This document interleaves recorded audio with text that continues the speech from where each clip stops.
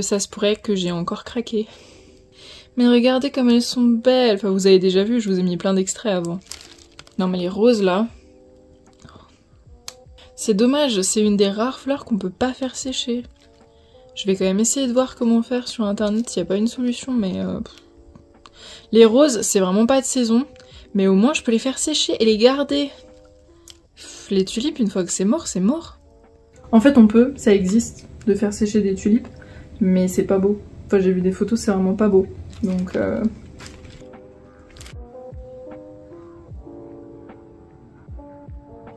T'es une curieuse, hein. Tu veux pas la laisser tranquille, ma caméra. Hein.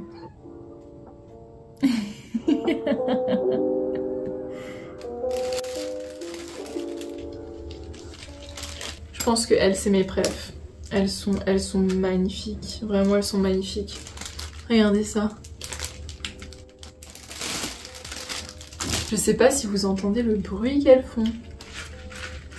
Je vais me rapprocher.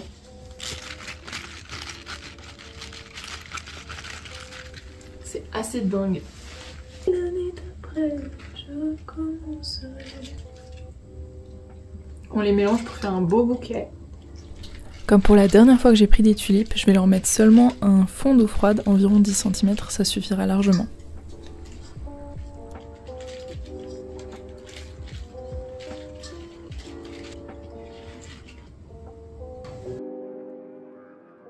Je suis ravie. Faut que je me calme, mais j'adore.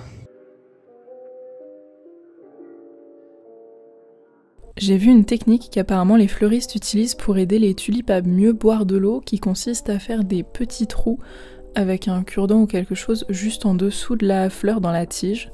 Je sais pas si ça a trop aidé les miennes, mais elles ont duré assez longtemps, donc je sais pas trop.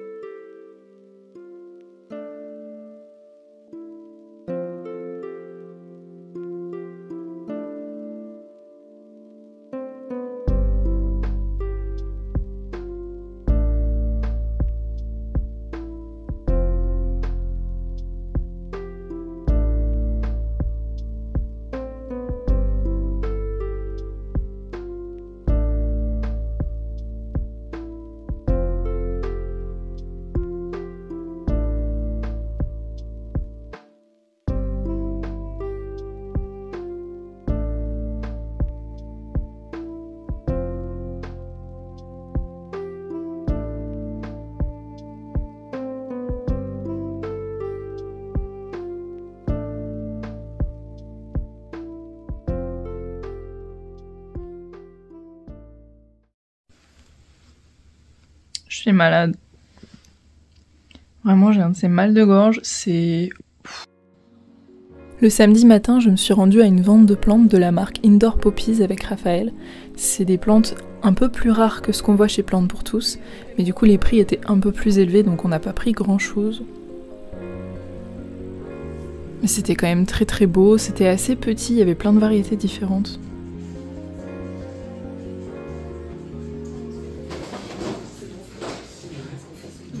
Elles sont mignonnes.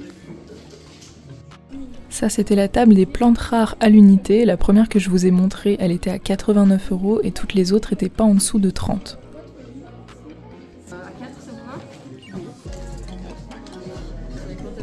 Raphaël a pris 4 petites plantes et moi seulement 2.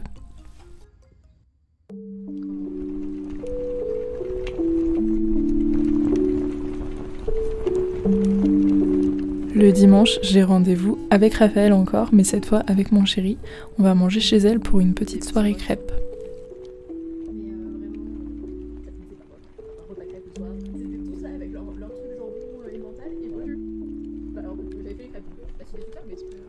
Je n'ai pas résisté à vous filmer quasiment toutes les crêpes que j'avais mangées, je me suis vraiment régalée. C'est vrai que des crêpes, moi j'en fais pas souvent parce que c'est super long à faire. Du coup quand c'est les autres qui m'en font, je suis bien contente.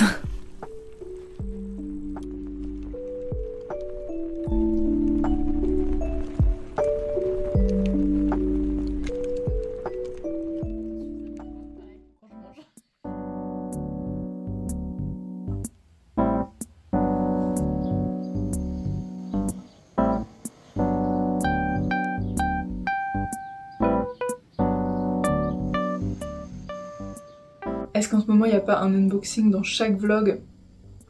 Je vois pas de quoi vous voulez parler. Je vais commencer par le plus petit. Oh non, il est arrivé cassé. Regardez comme il est cute. C'est un petit pot de plante avec des canards. Mais il est cassé. 2 morceaux, donc en vrai ça doit pouvoir se recoller facilement, mais bon.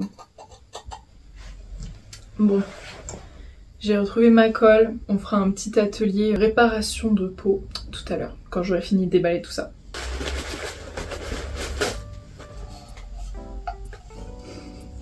J'aime trop, c'est pour mettre des ustensiles de cuisine, et c'est une tulipe.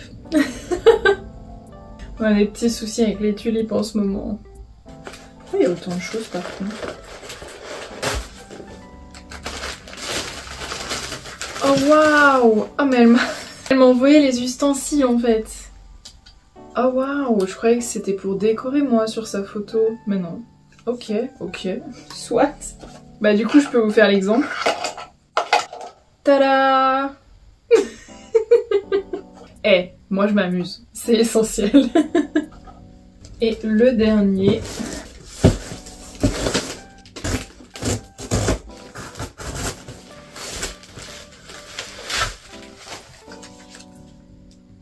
Et encore des tulipes sur mon mur.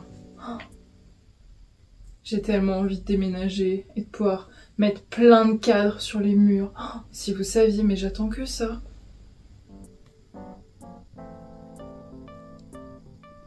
Bon, on va pas le laisser dans cet état. C'est pas parce qu'on reçoit un objet cassé qu'il faut le jeter. Surtout que, enfin pardon, hein, mais quand je l'ai vu sur Vinted, j'ai eu un gros coup de cœur. Donc c'est hors de question qu'il parte à la poubelle. Ça va partir sur un atelier collage. J'ai de la colle exprès.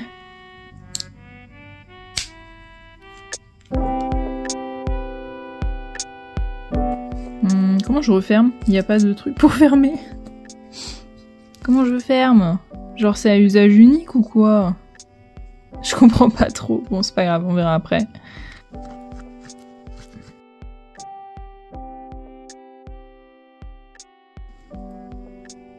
Elle sent pas bon la colle.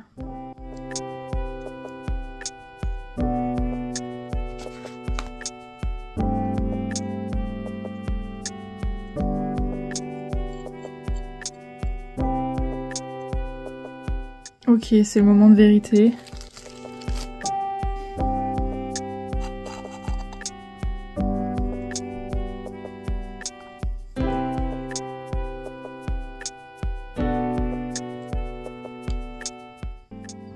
Ça a bien débordé, j'en ai vraiment mis beaucoup. En fait, je viens de retrouver la boîte dans laquelle il y avait la colle. C'est un kit de réparation Kintsugi. Vous savez, je sais pas si vous connaissez, c'est les Japonais qui pratiquent cet art.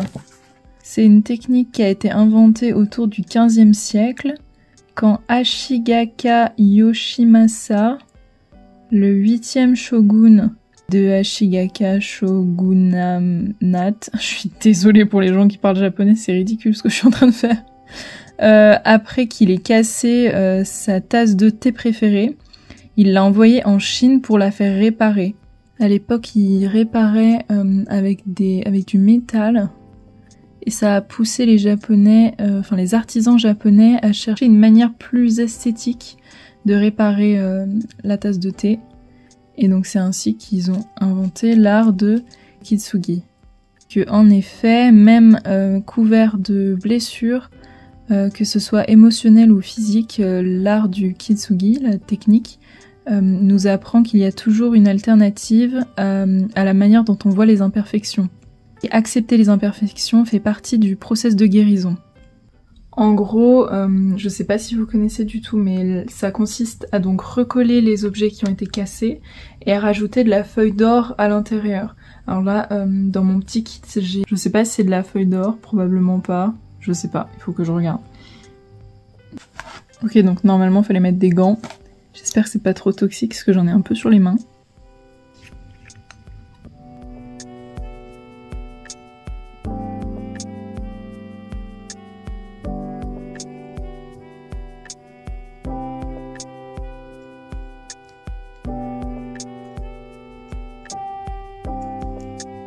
Normalement j'étais censée mettre un peu de doré dans la colle, mélanger avec la colle, mais j'ai pas fait ça.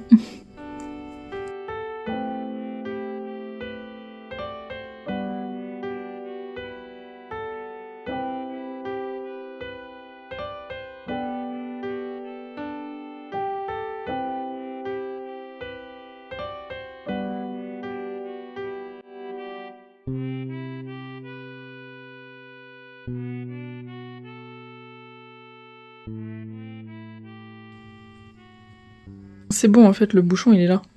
Faut que je le casse et que je le mette dessus.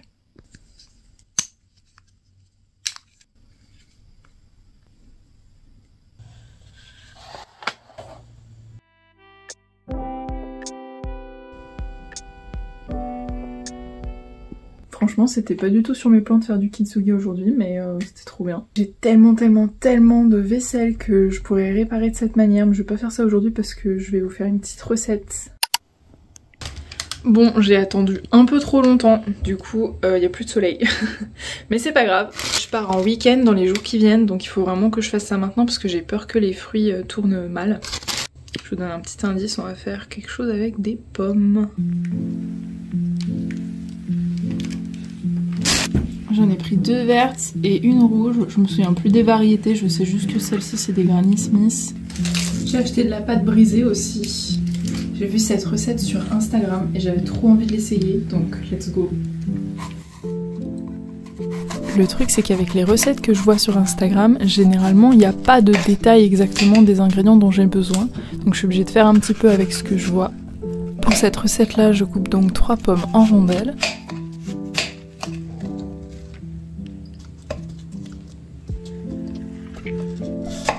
Ensuite je viens couper le centre de chacune de mes rondelles, ça va être un petit peu long.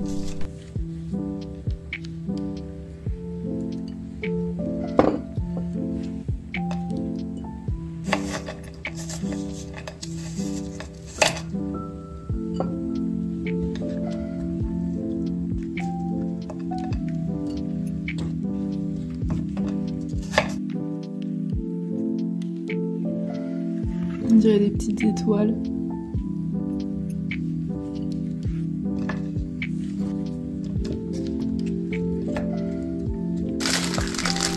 Je sors enfin la pâte brisée que je vais couper en fines lamelles.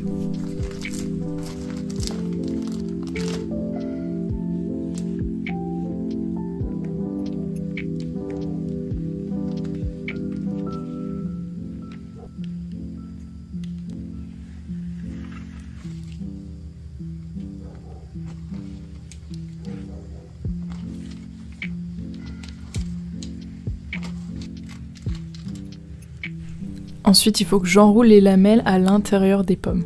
Vous allez voir, je vais un petit peu galérer au début. Ok, bon, finalement, c'était censé laisser un trou au milieu. Pas trop, c'est pas grave. Du coup, je vais faire des bandes un petit peu plus fines.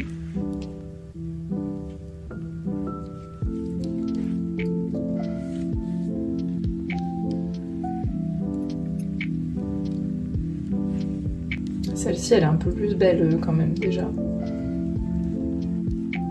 Bon, c'est un chouïa mieux. Ok, je pense que j'ai attrapé le coup de main.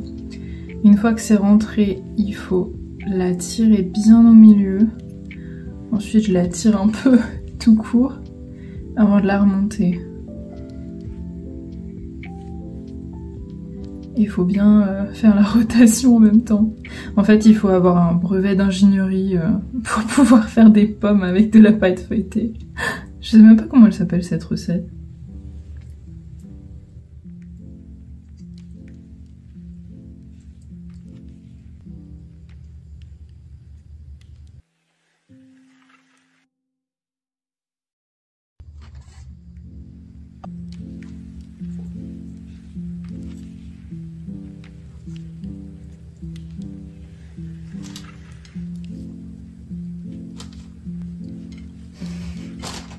La première, non mais regardez ça, les bandes sont tellement énormes.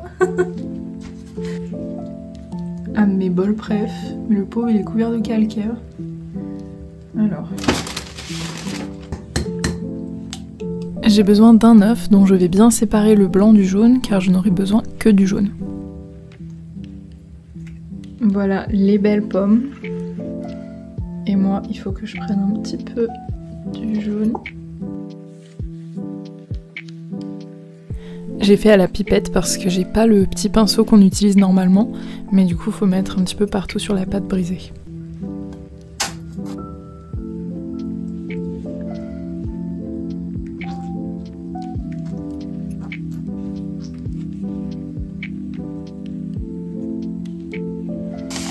Une partie sympa aussi, c'est quand il faut mettre directement les pommes dans le sucre. Alors j'ai pris une assiette et j'ai vraiment étalé le sucre à l'intérieur, c'est plus facile.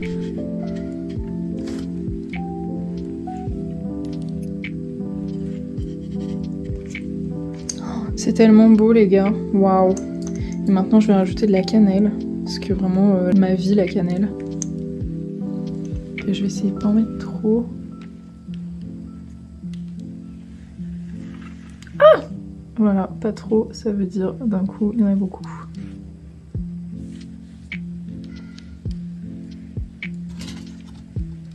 Elles sont toutes ouvertes mes tulipes, c'est tellement joli.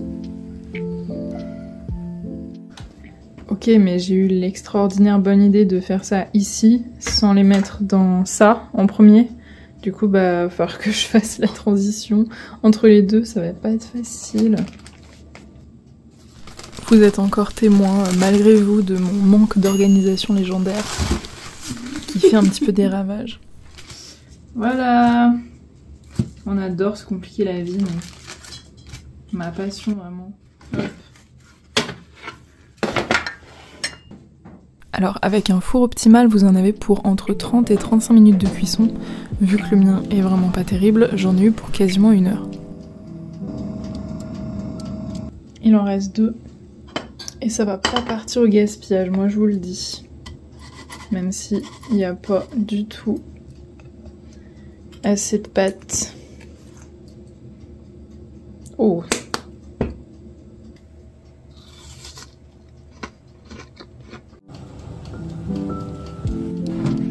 Et voilà le résultat.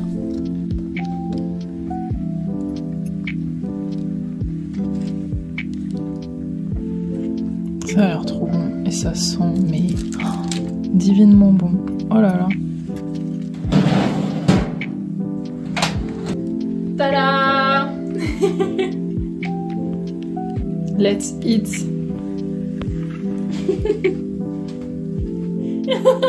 Tu suis la seule jusque dans le salon.